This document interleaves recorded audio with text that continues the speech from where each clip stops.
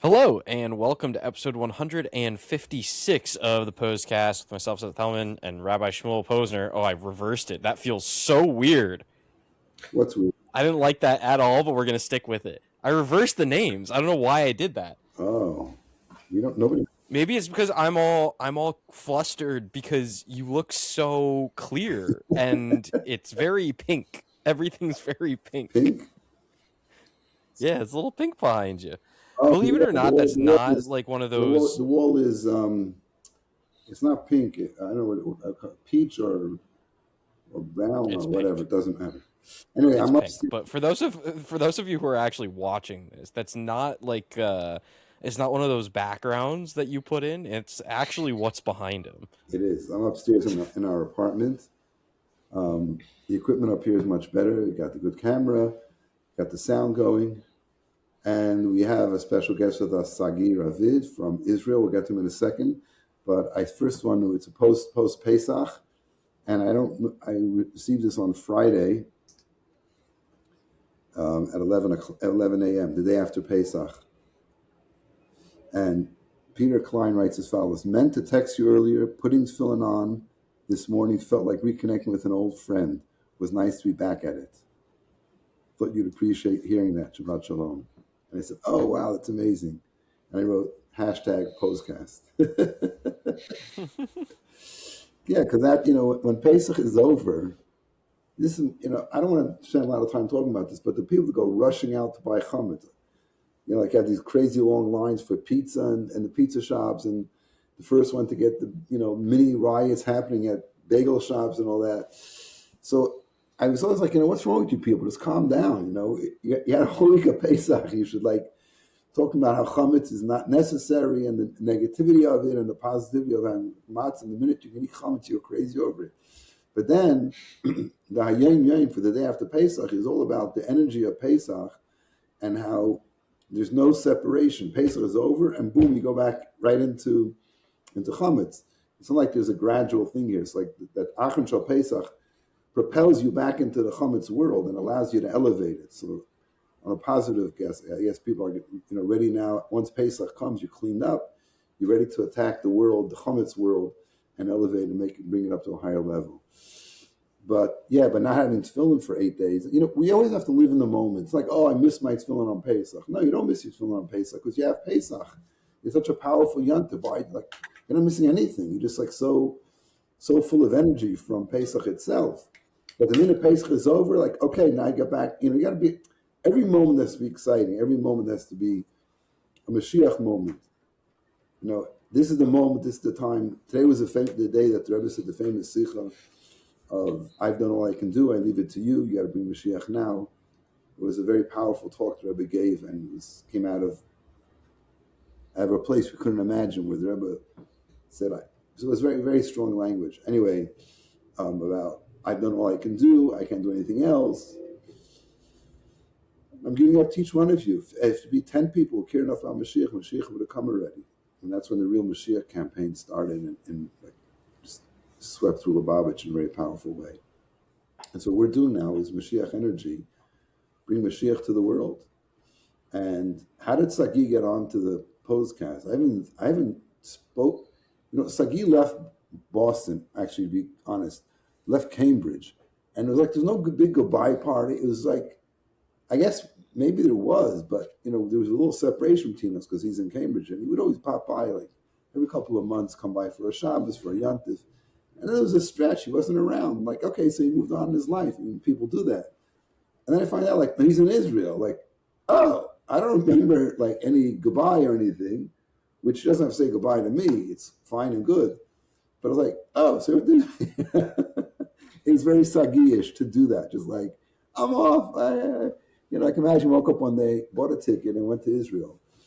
So what really what really got you on to the Pos-cast today is Jordan Weiss, who a couple of months ago, I was thinking of people that I can call to come to the minyan on Shabbos morning. I don't know why, was some reason we needed a couple of people to strengthen the minyan. And I thought of him, and he came for a few weeks in a row and really enjoyed it. So I said, oh, this is great. He's back in the circle. And then like before Pesach, everything was busy and Rachel and her kids were here, which was amazing.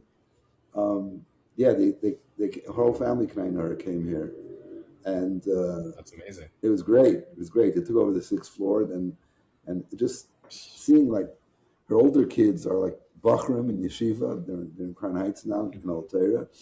But yeah, it was just so beautiful. I haven't like, I guess I've seen them, but I haven't like been with them and seeing the younger ones. When a kid grows like 6 months, it's huge. A year, forget about it. And Avrami, who's, I don't know how old he is now, it's probably 10, 11 or something like that. Like he would lead the Seder, and like in his quiet way, he was like so commanding. Like he would give it was very good. It was wonderful. Without, he prepared in school what he learned and all that. He had this book with but he like, okay, all the steps of the Seder, he like gave it over. And it was really fantastic. So I thought about Jordan. I said, Jordan, I haven't seen you in a while. And somehow your name came up. I said, yeah, I should get him on the Pos-cast. Oh, so Jordan says, oh, I listen to the Pos-cast every week. I'm like, oh, that's nice to know. I said, okay, I'll get Sagi on. So today I said to him, he's coming on at 3:30. He said, who? Like, we talked about you 2 days ago. Anyway, so let's get with it. So Sagi is live from Eretz Yisrael, which most of our guests in the past have been from Israel because, alumni. We had one guy that was in Israel, was amazing because he's like, I think when he turned 70, and he like recently on Aliyah, and I think his daughter just got married recently. Just an amazing, and his story was just incredible. He just like picked up and went to Israel. That's like his, my last stop. 70. Yeah, and just an amazing guy. But here you are, Sagi. You're an amazing guy too. You're an amazing guy. Period. Not two. So, for the people watching who may not know who you are, you have 5 minutes to give us your history until you came to Eretz Yisrael, and then we'll talk about it. Well, thank you. So I guess I'll start out with a little shout out to Jordan Weiss. I guess this Pos-cast is sponsored by Jordan Weiss. Thank you very much. But yeah, I was an undergraduate student at Northeastern University, like just up until 5 years ago or so. Very involved with the Chabad there, and through my involvement with the Chabad there, I also got involved with the Chabad of Boston and Chabad House of Greater Boston, as it's officially called. And then once I graduated Northeastern, I went to Cambridge and I stayed around there, but I would come back and visit quite often. But yeah, just my time as a student at Boston at Northeastern University really got me close to the Chabad community of Boston and to you, Rabbi Posner, and even Seth. We got to know each other really well. And so I'm honored to have been invited to the Pos-cast like so many other young students and, Josh Kaplan and his brother and just a long list of amazing, extraordinary human beings that have had also started as students in the Boston area. So where were you born? Yeah, so I was born in Israel, actually. I was born in the north, not too far from Haifa. And when my family's pretty secular. My dad is like from northern Israel as well. My mom is South American from Uruguay, and she made Aliyah when she was like in her late 20s. And then my brother and I, we were raised in the north until I was about 12 years old. Same house, same neighborhood, didn't move at all. Small town, and then we moved to the States when I was 12. So it was just about the age where I was like bar mitzvah, and I asked my mom to put me in like a Jewish day school. So through the Jewish day school and having to do my bar mitzvah in the States, I really got close to the community there. And yeah, I got connected to the Chabad community in Rochester. And then when I went to Northeastern, I got connected to the Chabad community there. And it's just been amazing ever since. Every time I hop places, I get connected to the Chabad community there. And it's beautiful. It's amazing. So why did you move to Israel? Why did you move back to Israel? Yeah. So I mean, like it's a. I think that the answer to that question has a lot of parts, but let's see. So I was living in the States for 15 years at that point. This was like, let's say about a year ago. No, a bit more than a year ago. Like a year and a half ago. I was like coming on about 15 years of living in the States. So I was kind of like, a bit of a balance, 12 years in Israel, 15 years in the States. Wasn't really sure what was like the right fit for me, where I wanted to be. I was in Boston at that point for like 8.5 years. But for a few years already, by that point, for a few years already, I was kind of feeling like there was something in Boston was missing for me. Like as amazing of a place that Boston is, and I love Boston, and my parents live in Newton now, so I call Boston my home. Um, but as amazing of a place is, and as I have most of my family in Newton, it just didn't feel like I was getting everything I kind of wanted, um, like personally, out of the area out of the place I was living in. And I have like amazing friends and amazing family, amazing community. Really, I was super close to everyone there, and I still have some incredible people there. And leaving people behind was not easy, but I just personally felt like there was, yeah, I just personally felt like I wasn't like 100% myself. Like there was just something there that I was missing that I really needed, and I couldn't figure out what it was. And neither could I figure out like another place in the States that had that. Um, it just happened to be that Israel really spoke to me, and kind of just I felt like what I need is in Israel. And so with that, I kind of set my eyes out, and I was like, okay, I'll commit to going to Israel for some time and seeing how it is. So at the time when this was about a year and a half ago, I was like doing my like a master's PhD program at Northeastern.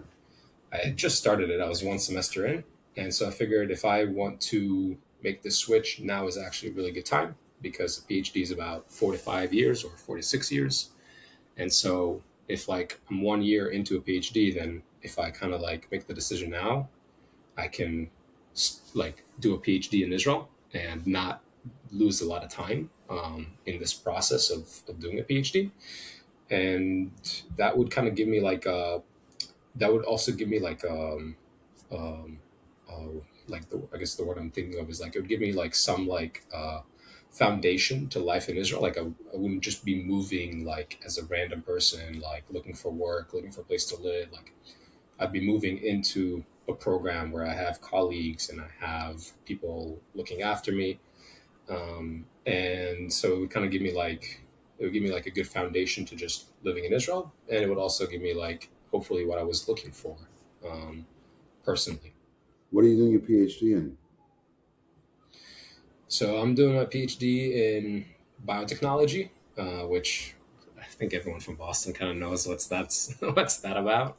The industry there is huge, but for people that don't know, like there's just a lot of new technology out there to in the biomedical sciences. So technology for like diagnosing people with diseases, treating patients, and just kind of making our therapies better. So like I think the best example is like people know chemotherapy can be kind of exhaustive on patients' lives. And so as we've kind of advanced a lot of the technology that we can use on patients, we've realized that we can make therapies that previously were really exhaustive, make them a lot safer, a lot better, So a lot easier that's for what you're patients' working lives. on? So yeah, I kind of got sucked into that. And I basically work on using me myself. I work on using technology similar to the Pfizer and Moderna um, vaccines, but instead of using those for vaccines, trying to use those to treat an array of diseases like cancers and inflammatory diseases and yeah, just Wow. a lot of So since you've left Israel, do you have relatives there? Did you go visit on a regular basis? Yeah, so when my family and I first moved to the States, I think the first time we came back was like after 2 years. We came back to visit family. Everyone came for my bar mitzvah, so like less than a year after moving, people came to visit us. But then 2 years later, we went to the States and we went to Israel to visit everyone. And it was like on average every 2 years we would go to visit family in Israel. But once I kind of left for college, I was like finding a lot more opportunities to go back more often, like every year or twice a year. And I really enjoyed it. I really, really loved it. I loved seeing my family. I keep in touch with my cousins, my uncle, my aunt, other family as well when I'm in the States. And so being able to just go back to Israel and see them was amazing. And I think that's kind of what I realized as I was visiting Israel more, how much I was missing it. Did I mean, I know that you were a very connected to Chabad and Shabbos and kosher and all that kind of stuff. So, I mean, your lifestyle is like more pretty much like Shomer Torah mitzvah type of life, living that way. And where are you at university now? So now I'm at Tel Aviv University. So is like you like immediately find a chevra that are like you, that are like keep Shabbos and kosher and stuff like that. Yeah, there's a lot of. I mean, in Israel, it's easy to do that. Obviously, Right. there is in Tel Aviv, northern Tel Aviv. It's like called the Old North, and there's a lot of people like that, especially like English speakers. Especially like it's called like the Anglo community.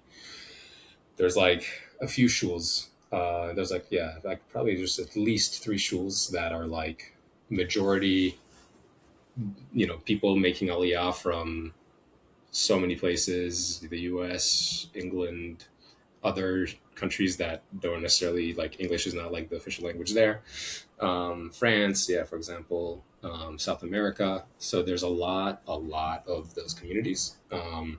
I personally moved to the dorms, which is close to Tel Aviv University, so it's not quite where most people live. But even here, there's a Chabad house not too far away.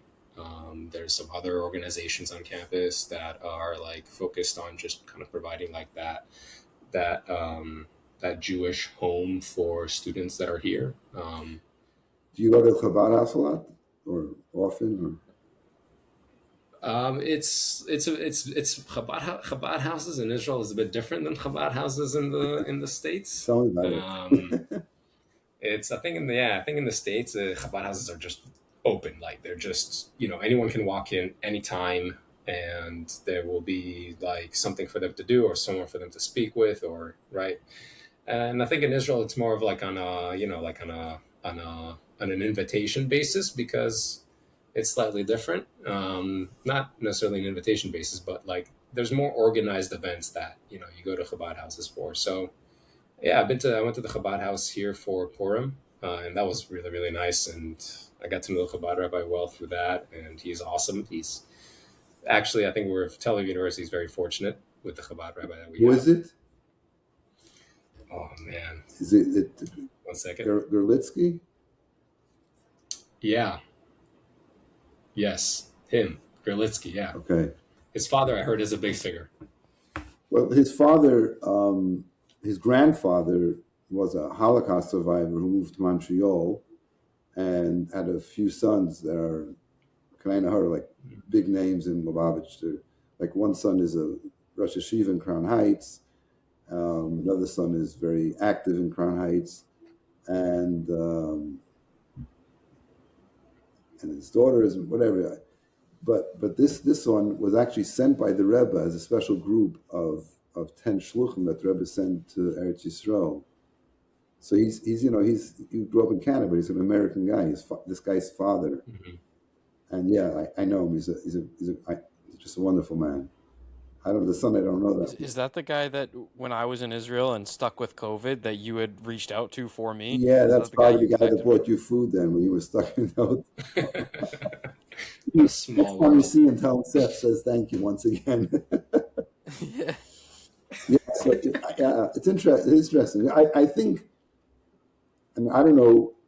I mean, I know Chabad houses in America, but I think you got spoiled because like Mendy and Mercy just have an open house, constantly. Like tomorrow night they're having their midnight breakfast, and I was talking to some kid like, "What is midnight breakfast?" It's another excuse to get kids to come at night. It's not going to be midnight, it won't be breakfast, but just go there and get some food. Yep. Yeah. Yeah, but and Israel, I think it's a little different. Yeah, because the clientele is different. Also, you don't have like you have Americans. They don't, some kid who never saw tefillin, never, like it's a whole different atmosphere. I think in Israel, correct me if I'm wrong, people are a lot more opinionated about their Judaism. It's not like some guy, I don't know, maybe we'll see. It's more like, but hey, that's great. That's fantastic. So are you learning with somebody? Do you I don't know what to say. Yeah, I mean, there's like a lot. I mean, there's a lot going on in Israel, especially for a newcomer like me. Even though like am, I have my Hebrew is really good, and like I understand the culture really well, and it's very easy for me to like assimilate. There's still a lot of things going on for like Olim people who like just got here and their Hebrew is not as good. Like you could get around the Jewish community in Tel Aviv without speaking a word of Hebrew, and you'd be able to find everything you're looking for, whether it's classes or like davening, meals. They have everything. I'm in so many like WhatsApp groups. And they post every day. There's like something post like Tuesdays. There's like a class with shawarma, and like it's endless. Really, it's endless. It's so there's a lot going on. Great, great. So you sort of you were able to assimilate into the Anglo community and also the Israeli, pure Israeli, because you can just swing it either way. Do you find one group more connected to? It's actually so interesting that you mentioned that. I think, yeah, this is the first time someone's asked me that, and I don't think I spent that much time reflecting on it. But through my like university program, like through my PhD in my university, I'm like I'm surrounded by like Israelis, and then like it's kind of like when I am off from work and like I'm back and off from studies and I'm back home, and I'm trying to make like evening plans. That's when like I'm surrounded by a lot of my Anglo friends, and I think like I just it I really love that balance that like during the day I like I get to be with people that like are very like I'm like it's just easy for me to click with culturally and just background wise. And then in the evening, being able to get a break from like that kind of like environment and be able to like go and sit for a beer or a cup of wine or like just a nice meal with like my Anglo friends. It's just a really nice. I don't know how to describe it, but it's just a really nice That's balance. fascinating, fascinating. Yeah, because I know Americans that moved there. There are Americans that live in Israel now, but and there's Hmm. Israelis, and it's two different. Culturally, you can go Hmm. to a country and become part of the country. You don't lose your initial, you know, identity. So you're still, yeah, it's interesting, fascinating, fascinating. Wow. So tell us a little. So you come there, and like, there's been a couple of wars since you've been there. How's that been? Yeah, it's quite the experience. So I can share, yeah, I can share like basically what went on like the past month and a half precisely. So like been more than a month and a half. Let's see. So like the very end of February, like I think the last day of February was like a Shabbos morning. It was either a Friday morning or a Shabbos morning. Like 8 in the morning, we get woken up by like a notification on our phone, which the notification, like, first of all, it's 8 in the morning. I was still asleep, but it's 8 in the morning on like a weekend, so I was still asleep. And defend me if you can, Seth. But back me up here. I guess Chabad in well, Israel like, still has a 10 o'clock minion there, so you're okay. yeah. Osberg, 11, But I was 11. always They I was daven always showing fast. up to the Chabad house for 9 o'clock, right, and learning with Rabbi. So I was a 8 o'clock's okay. 9 little So early. he also woke up at 8. So he woke up at 8:45. Fine. Yeah, But anyway, so yeah, it was a weekend. It eight was 40. I need 15 minutes to get ready and 5 minutes to walk to the Chabad house. yeah, I don't know how far it would be for me. I guess for me it's the same thing. It's like, yeah, it's about the same time for me. 5 minutes to get ready and 8 minutes to get ready, and yeah.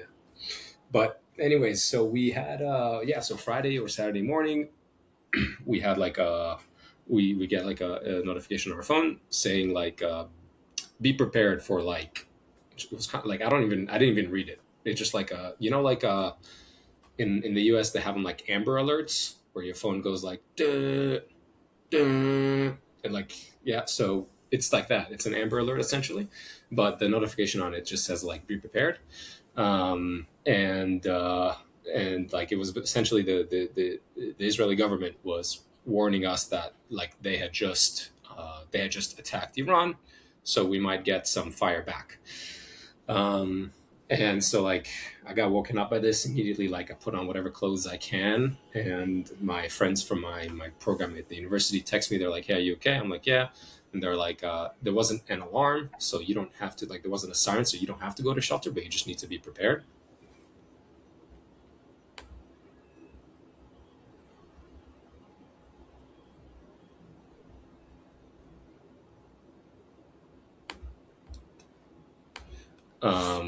Sorry, a little technical difficulty, but so yeah, so we get like notified like that on a weekend morning, and then after that, for the next like few hours, we had like sirens going off.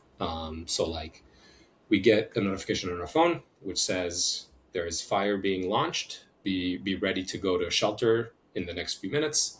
And then like generally like 5 minutes after that notification on our phone, you hear like sirens all around the city that indicate that you have to go to a shelter. And when the sirens start in Tel Aviv, you have approximately a minute and a half to get to a shelter.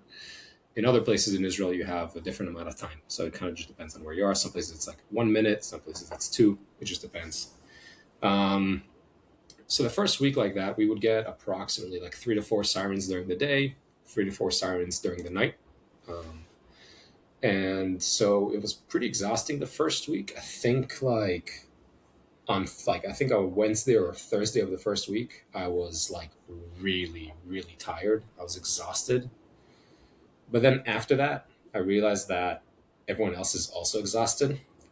Um, so I don't know how that mindset, it was like everyone else is also exhausted, if not more exhausted than you. That mindset gave me energy. And so after that, we were still getting like 2 to 3 sirens a day, 2 to 3 sirens a night. But I was just kind of okay with being tired. I was like, you know what? This is what the situation is. Complaining about it is not going to help. And it's not going to make you feel any better. And so I found a lot of like, I was able to occupy myself with work. And I just kind of, during the day, I just really focused on work and just being around my colleagues and just trying to get as much stuff as I can done to just keep the worries away from having to think about when the next rocket is. Like it doesn't help anyone kind of living in fear of like, oh, I don't want to do something because I'm afraid a siren's going to go off. Like, no, my mindset was more like, I'm going to do everything I can. And when a siren goes off, I'm going to pause. Where's the shelter But in school? Is it out? Where is it down in the basement? Where is it? yeah, most buildings in Israel have a shelter in the basement. Newer buildings have a shelter on every floor. Mm. So newer buildings have a shelter on every floor. Then like buildings before that have a shelter in the basement, and then buildings before those have a shelter, like they actually don't have a shelter in the building. So there was like public shelters that were built next to those. Mm. But yeah, that was another thing is that is kind of that there was in January there was a time where people thought Iran was going to attack us. And so we had to kind of get prepared for Iran to attack us. And I remember like there was one night where everyone was sure Iran was going to attack. And my aunt even called me and she was like, hey, do you want to come to my place and stay the night here just in case? Like, I don't know what the situation is for you with shelters, but we have one in the basement of our building. You can come. I chose not to. I was like, I'll just let me live through this first experience and then we can talk. But so that was in January. They never ended up attacking, but I remember that night when everyone was telling me to kind of like get prepared. I was like making a bag, like an emergency bag. If a siren does go off, to have like a bag with like drinks and like a little bit of food items, and I even packed like toilet paper there because I didn't know like if the shelter has bathrooms but it doesn't have toilet paper, like how terrible is that going to be? So I remember like preparing this bag with like emergency goodies, and as I'm preparing it, this was a Thursday night, and on Fridays during the day I make an effort to leave like the campus and go into Tel Aviv before Shabbat to like eat some good food. Specifically, there's like one falafel place that I love, and every Friday lunch I go there. And so I'm making this like bag of goodies like for emergency, if Iran is going to attack us. And as I'm like making it, like I'm kind of like reminiscing on this falafel place and how I might not get the chance to eat it the next day, like tomorrow. And I'm like, so it's hitting me so hard. It's like, no, like my one thing that I look for the whole week, like I'm not gonna be able to do, like, oh man, it was crushing. And it, like you get this, like it's unfortunate that it's falafel that got me to look at things this way, but like you start reflecting and you're like, wow, like there's so much to do in life, and like now I'm like now I'm kind of like thinking about everything I'm not going to be able to do if Iran is going to attack us. And so it was like, it was like a surreal moment. Like it's not an experience that you kind of have in the States very often. Wow. Yeah.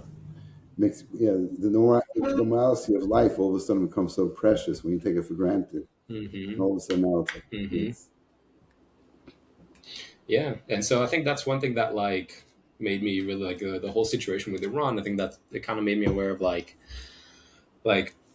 once I was done with work and like I was back home in the evenings in that period, like I made a huge effort to spend time with friends and like not think of anything other than just like have a good time with people that I care and that I love. And it was beautiful. It was like, for me, like this whole period with Iran was a big like social it was just a really good period because I made friends through the shelters I was in. Like there was a group of people that we were all in the same shelters and we really connected, and we would hang out between alarms, between having to go to the shelter and someone's apartment and back to the shelter. And then also like my other friends that aren't, they don't live near me, but I could go to and sit with them for a meal or coffee or whatever it was. So for me, this whole period, it really kind of allowed me it showed me how you can focus on a lot of things, even with a lot of chaos happening around you. It's so beautiful. It's so beautiful. The idea that, and it's incredible because you think about it, they're like, Ay Nebuch, people have gone to the shelter and all this. But, the Rebbe talks about this when it comes to Asar B'Tevis. Asar B'Tevis is the first of the fast that is connected to the destruction of Beis HaMikdash because that's when it was surrounded under siege. But the word in Hebrew in the Tanakh is Samach Melech Bavel. The word Samach means to come to make a siege, but close, but also to support, like Somech Noflim, to support. We have a davening.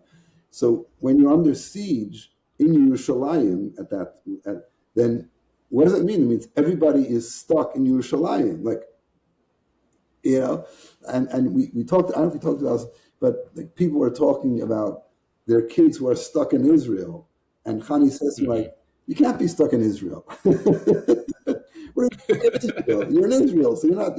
It doesn't work together. Aside from the fact that the Rebbe we know once answered a group that said they were stuck somewhere, so you're not stuck somewhere. You're there because Hashem wants you to be there. So do what you got to do. But this idea, but even more so, the way you're explaining it, first of all, you weren't stuck there. You were near the show because you wanted to be there, and now you're being forced to be in close contact with other people. And what did you do with it? You increased in Ahavas Yisrael. So what the enemy is trying to do, God forbid, do harm to us, is bringing Jews together, and that's the strength of the Jewish people. And even on a spiritual level, Hashem sees the Jews together. Hashem loves that and gives us bracha. Exactly. So to hear that is like this, and you read a lot complaining about the shelters and all that kind of, but to hear that from you is like that's like wow, that's so uplifting. He made friends in the shelter, so thank you. And not the situation, but and it's not good, but good comes from it, and that's a powerful good that came from it. That's incredible. Exactly. I also think that this whole period really like brings out a lot of kindness in people.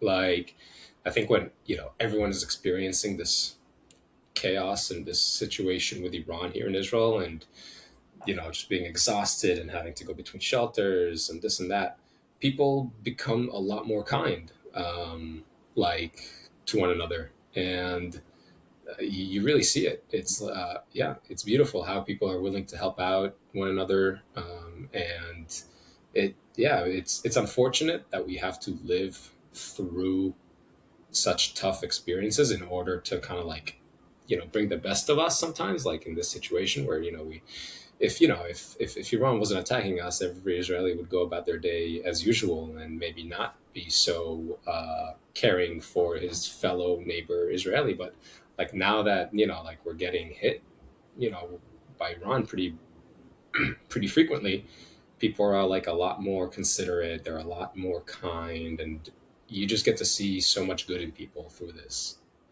So I guess the point is, and less from this, is to have emunah b'tachon that the negativity will stop, but to keep the positive energy going. Exactly. And I think I've kind of seen that now as well. Like we've had almost a week now, just about a week of like there's been a ceasefire, and so we don't get the sirens that we generally would get, and we don't go to the shelters. We're not going to the shelters. We haven't gone to the shelters in a week, and we haven't had a siren in a week. But people are still kind of have like the mindset that they had when Iran was attacking, which is just like being very caring and being like very happy and grateful for the fact that they're doing well, they're healthy, their families are healthy, everyone is safe, and it's amazing. It's incredible. Beautiful. Wow, amazing. So this having you on was completely selfish. I mean, to have a half an hour to talk to you and see was just it's incredible. I love it. I hope our listeners enjoy it as well. I just have to warn you that there is one BU alumni who's been living in Israel probably now at least 20 years. She's married, she has kids. Oh, wow. And the last time we had somebody on, she asked me about this person. I forget who it was exactly, but she thought she had a shidduch for him. So maybe getting proposals coming your way. Okay, good to know. I'm happy. Okay, this is good. I am on the market. Absolutely. So all the alumni there are listening in Israel. You just contact me. I'll give you Sagi's number, and I'd love to get a wedding invitation in the near future. You should invite me on the Pos-cast more often. This is like, why have I not been sooner? Like, no wonder I'm still single. I haven't been on the Pos-cast. Like, Halavai, amen. That would be incredible. That would be the best in the world. And who gets all the credit? Jordan. We'll send the big wedding thank you gift to him. Anyway, the main thing is that we have to stay focused. You're in Eretz Yisrael, the home of the Jewish people. Hashem is. We know it says in the Torah that Hashem has his eyes constantly on Eretz Yisrael, so since you're closer there than anywhere else. We're doing our part to make Eretz Yisrael here, to bring Yiddishkeit, as you know, and we'll wrap this up, and we'll all be there soon with Mashiach, and that's the ultimate goal, and that's the main thing. So thank you so much for having me. This has been amazing. Okay, so we got to thank Seth. He's the one that makes this happen. I don't need to be thanked for anything. I just press a couple of buttons and open up the studio. It's not that hard. That's what this studio is super cool. I mean, If you guys use the same, like, didn't you start with this on Zoom first? Yeah. Yeah, we did Zoom for the first couple episodes, and then we had guests early, and the episodes were going long, and I kept on having to, the Zoom meeting would be limited to 40 minutes. And so if we went over 40 minutes, we'd have to start a whole new Zoom meeting. We'd have to wait for the cooldown for it to allow me to start a new Zoom meeting, and then I would have to stitch things together. And so I looked for alternatives, and I found this, and we've been, smooth sailing ever since. This is amazing. Yeah, this is so good. Perfect. Well, I can't wait. I can't wait for this to be out. Can't wait to listen to this. And it's been amazing to see both of you. Really, you guys look so well. So tomorrow night is the Rosh Chodesh Iyar, right? Friday and Shabbos is Rosh Chodesh. Iyar is an acronym for Ani Hashem Refech. I'm God, one that heals. And the way Hashem heals is that we don't see any, as if the disease never was there to begin with. So this should be, as we get ready for the Rosh Chodesh Iyar, we should be able to have good news, and especially, I mean, all of us, every Jew in the world is just thinking about Eretz Yisrael constantly, and not just about the geopolitical situation, all that kind of stuff, but specifically about the people there. And so our personal bracha to you for continued hatzlacha and success and all that you're doing there, and it should be with safety and joy. Amen. Thank you so much. This was lovely. With that, thank you so much for listening to episode 156 of the Pos-cast with Rabbi Shmuel Posner. We will see you next week.